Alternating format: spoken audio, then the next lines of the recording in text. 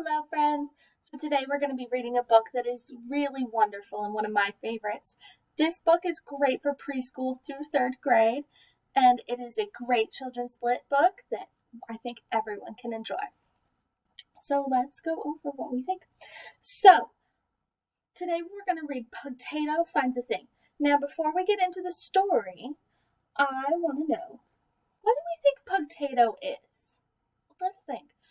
We can look at what Pugtato looks like, maybe where he is. We can see that there's some potted plants over here and some flowers maybe. And we can also look at his name, Pugtato. What do we think that sounds like?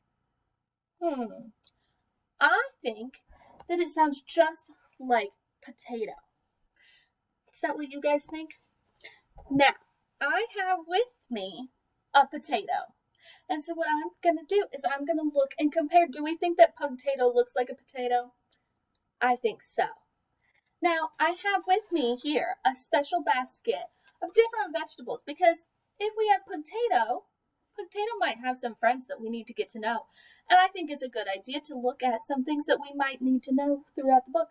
So I have my special basket right here. And in here we have a carrot. I'm sure you all have seen a carrot before. We have broccoli. Broccoli. We have some cabbage. We have 3 Brussels sprouts. And they're just so small. You can't really see all 3 at one time, but we have them here. And then we also have, if I can get it out, we have a very large cauliflower.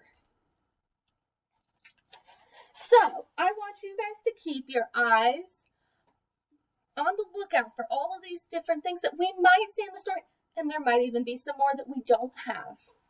And so let's go ahead. Pugtato finds a thing. I wonder what's going to happen. Do you guys have any ideas? I think we need to figure out what that thing is.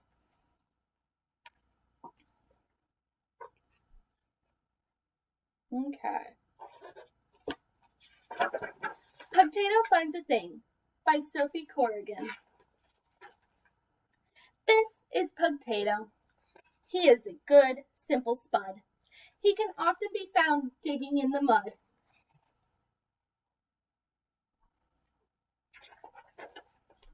One day as he planted some seeds in the ground, he dug up a thing, all shiny and round.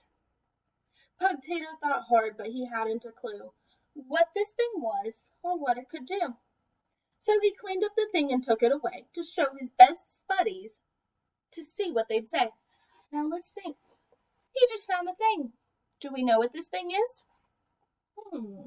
Do we have any predictions? Do we have any good guesses as to what he might have found in the mud? It's round. He said that it was round and shiny. I think it could be maybe some money or maybe a candy. Do you guys have any ideas? Okay, let's keep reading and see if we find out. High in the shrub, Tweetroot flooded her wing. You can see that this is Pugtato talking. Tweetroot, come down. What on earth is this thing? That thing's for me to keep warm in my nest.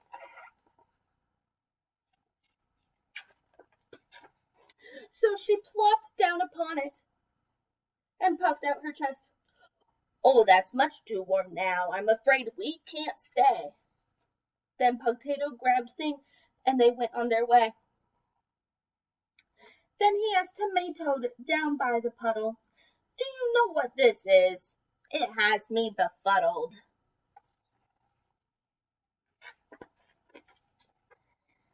That thing is for bouncing, he croaked. What a treasure.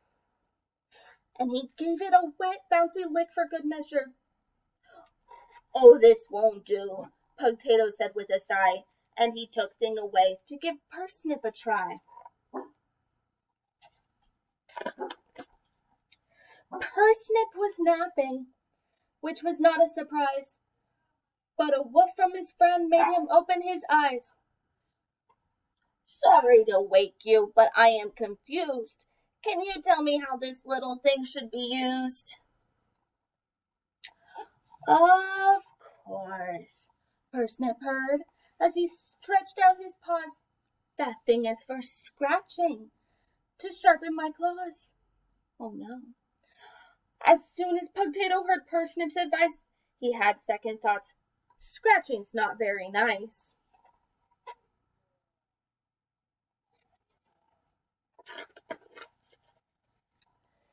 Finding out about Thing was a difficult task, but Pugtato had lots more best buddies to ask. Carrot thought Thing was for gnawing and chewing. Did we see? What did we think carrot is? I think it's something we saw in our basket. I think it was the carrot. And cabbage, well, she simply stared at it, mooing. That looks like the cabbage we saw. Pugtato showed Thing to 3 Brussels snouts. They sniffled and snorted. That thing all about. We looked at Brussels sprouts too. But they snuffled so hard and shot up like a spring.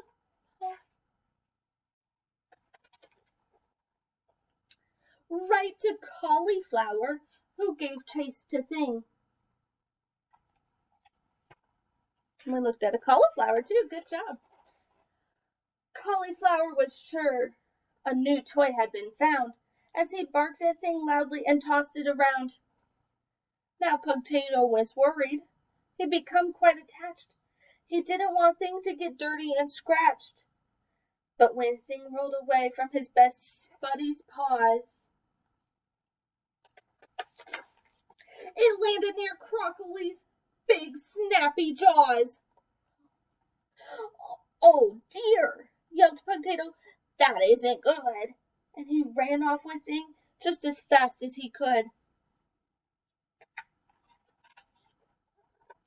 When he came to the field, there, mysterious and tall, stood Unicorn on the cob, the wisest of all. Hello. Do you know what this strange thing might be? Like everyone else, you're much smarter than me. Oh, little Pugtato, you must follow your heart, for it holds all the answers and sets you apart.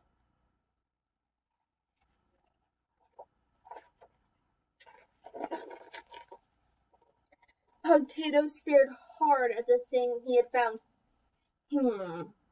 Perhaps it's just shy so it hides underground? I may not know much, but I know when I see a thing that needs hugs. So here's one from me.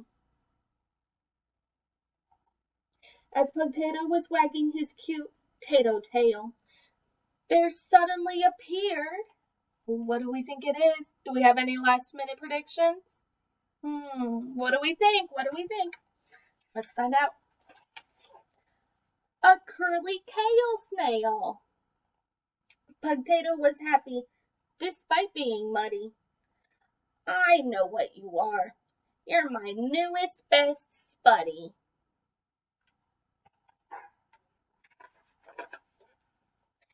This is Pugtato.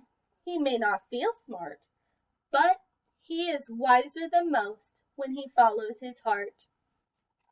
Oh, there we go. Here is the final picture, and you can see that all of Pugtato's friends are there supporting him.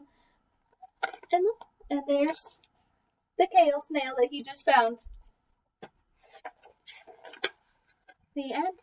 So what did we think of that book? I know I sure enjoyed it, and I really hope that you guys did too. I'll see you again next time.